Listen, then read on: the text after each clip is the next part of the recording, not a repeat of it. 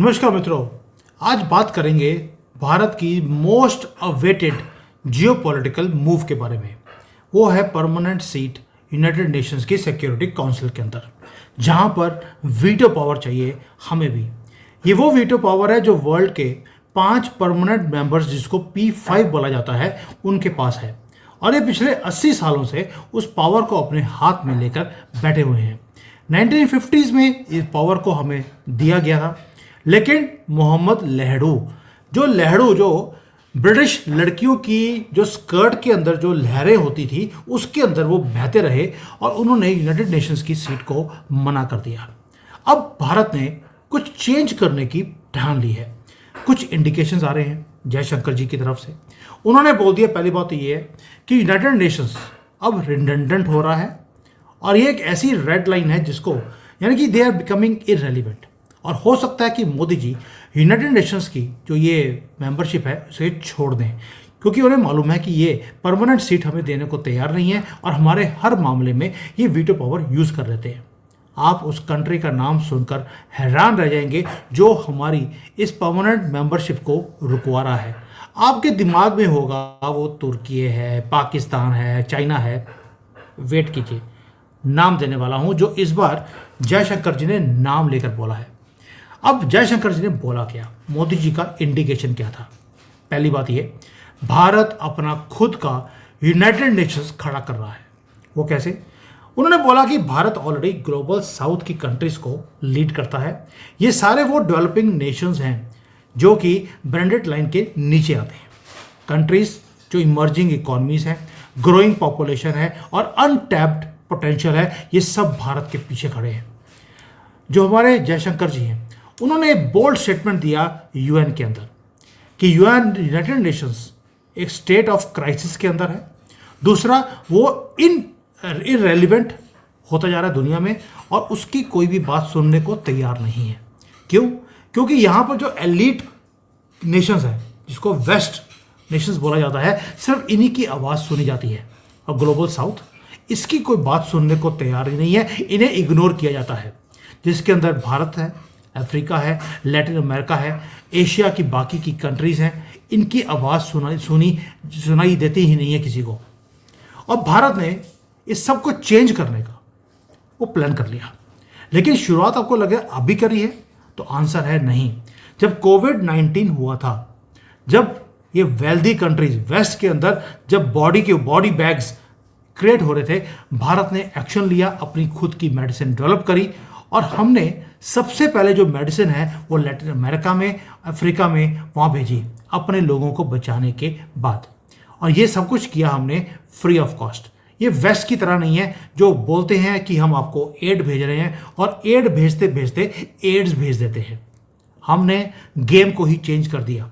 और आपको मालूम है जो बुर्किनो फासो का जो लीडर है,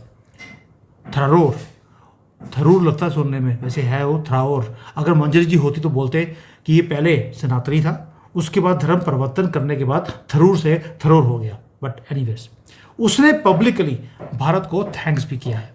उन्होंने क्या बोला कि भारत एक रियल लीडर है, मोदी ट्रू स्टेट्समैन है और वेस्ट जो है वो सिर्फ अपने बारे में सोचता है, वो किसी के बारे में सोचता नहीं है और अगर हेल्प करेगा तो उसको अपने कंट्रोल में लेके आने की कोशिश करता है। और यही जो हमारी पावर है, ये दुनिया ने देखना शुरू कर दिया। यही हमारी डिप्लोमेटिक स्ट्रेंथ के कारण रिजल्ट ये है 146 कंट्रीज इन द वर्ल्ड आज भारत की परमानेंट सीट की जो दावेदारी है उसके ऊपर मोहर लगा रहे हैं। जो अफ्रीका के कंट्रीज है, लैटिन अमेरिका है, इंडोनेशिया, वियतनाम, इन सब ने बोल दिया वो भारत के साथ खड़े हैं। इवन यूरोप भी हमारे साथ खड़ा है। अपोजिशन आ रही है तो सिर्फ एक कंट्री के साथ। क्या आप वो गैस कर सकते हैं कौन सी कंट्री है? लिख देना नाम मेरे बोलने से पहले। कंट्री आपको लगेगा पाकिस्तान होगा, वो इररेलेवेंट है पूरे दुनिया में, उसको कोई सुनता नहीं है। तुर्की है, वो सिर्फ नॉइस क्रिएट कर सकता है, किसी की ना उसकी कोई सुनता है ना ही उसकी कोई वॉइस है, सिर्फ नॉइस है। चाइना हमारे साथ खड़ा है, सरप्राइजिंगली वो भारत को सपोर्ट कर रहा है। कौन है वो? वो है यूनाइटेड स्टेट्स ऑफ अमेरिका।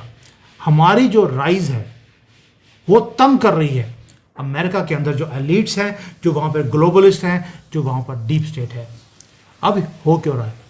हो पर दो रीज़न है। चाइना हमें सपोर्ट कर क्यों रहा है और हमारे अमेरिका हमारे अगेंस्ट परमानेंट सीट के वो क्यों है? अमेरिका को लगता है कि ये जो बाकी के कंट्रीज़ हैं इन सब की इकॉनमी ऑलरेडी टूटी पड़ी है। यूरोप की, फ्रांस की, यूके की, ये परमानेंट सीट वाले लोग हैं, ये अमेरिका के सामने खड़े नहीं हो सकते। रशिया खुद युद्ध के अंदर इन्वॉल्व है, चाइना की भी जो इकोनॉमी है वो क्रम्बल कर रही है।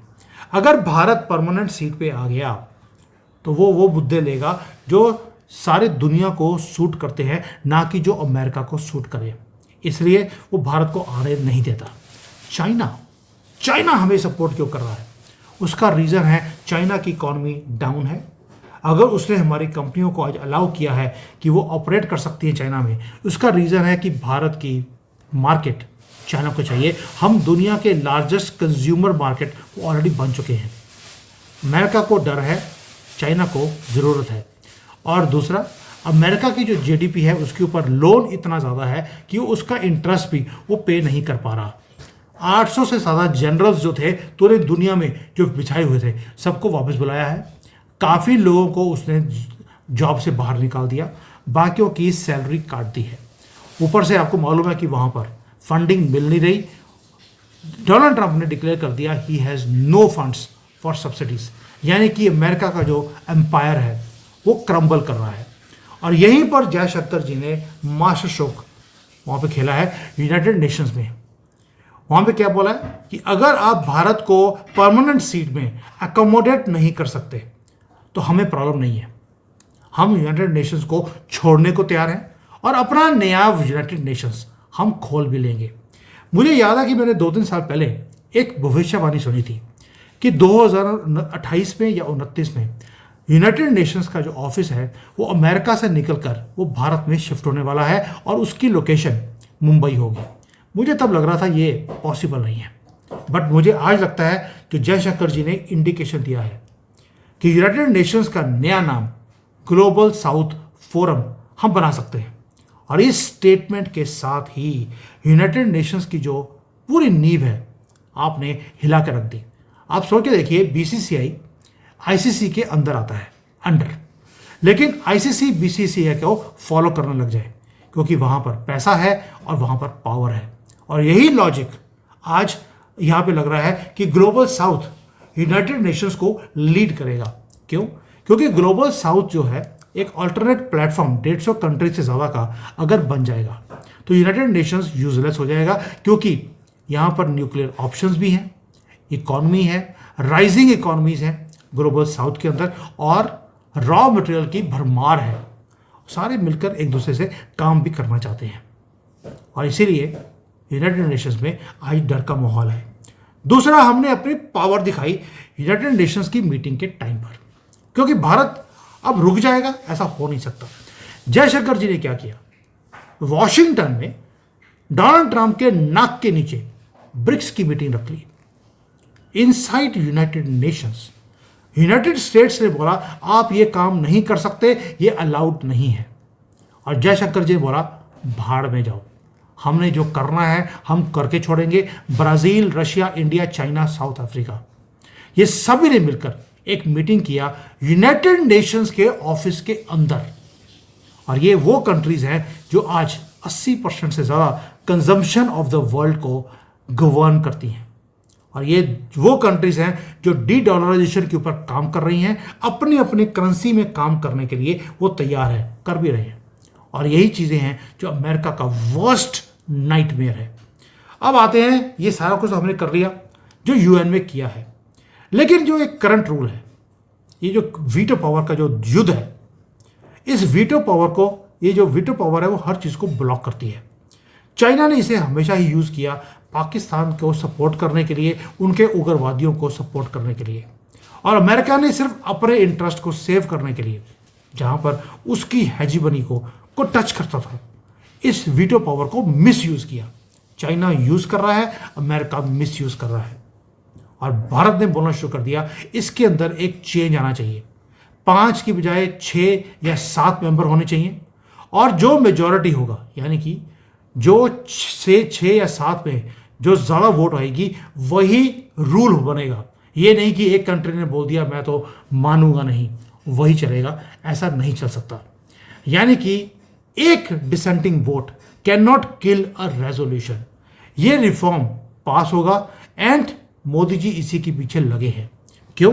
क्योंकि अब हमने एक पर्चा रखा है यूनाइटेड नेशंस में कि 146 countries in the world they want power shift.